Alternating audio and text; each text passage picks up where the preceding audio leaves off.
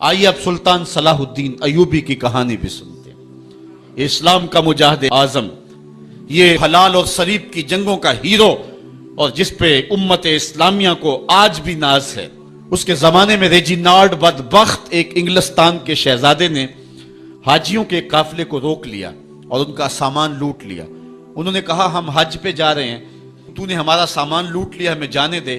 تو اس نے دریدہ دہنی کرتے ہوئے کہا بلاؤ اپنے نبی محمد کو جو تمہاری جان چھڑائے۔ بس سلطان صلاح الدین ایوبی تک یہ بات پہنچی تو میں نے تاریخ میں پڑھا کہ وہ دانت پیستا تھا، اس کی آنکھوں میں خون اتر آیا، اس میں کھڑے کھڑے قسم کھائی کہ جب تک اس ظالم کو کیفر کردار تک نہیں پہنچاؤں گا چین کی نیند نہیں سوؤں گا۔ پھر پونے دو سال کا عرصہ آپ سلطان صلاح الدین ایوبی کی زندگی دیکھ کے جنگی مہموں کو ترتیب دیتا رہا، دن رات اس نے ایک کر دی، نیند قریب نہ آنے دی۔ جب نیند بہت زیادہ تنگ کر دی تو پھر وہ خیمے کی چوب کے ساتھ ٹیک لگا کے کھڑے ہو کر کے اپنی آنکھوں کی آگ بجھا لیتا، اور پونے دو سال کا عرصہ اس نے چارپائی پہ لیٹ کے نہیں دیکھا۔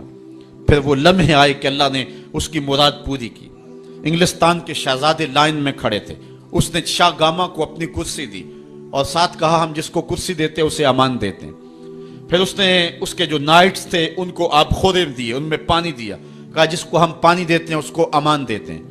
پھر جب ریجینالڈ کی باری آئی تو بادشاہ کی رگیں پھول گئیں غصے سے، اس نے تلوار نیام سے باہر نکالی اور اس کی چھاتی پہ چڑھ کے اس کی گردن پہ تلوار رکھ کے اس کے ٹکڑے کرتے ہوئے کہا او کتے، تو نے کہا تھا بلاؤ اپنے نبی محمد کو، محمد عربی نے اپنا نوکر بھیج دیا ہے۔ اور اس طرح اس ریجینالڈ کتے کے دو ٹکڑے کر کے رکھ دیے۔ یہ ہماری تاریخ ہے، یہ روشن تاریخ ہے۔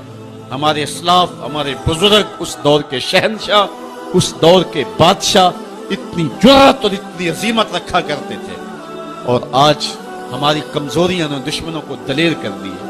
کبھی ایسا بھی اندھیر آیا تھا کہ سر عام یوں توہین و تنقیص ہوتی ہو پیغمبر حسن اور پیغمبر جمال کی، اور پھر 1.40 کروڑ انسان دنیا کے اوپر بستے ہوں، یہ بھی زمانے نے دن دیکھنے تھے۔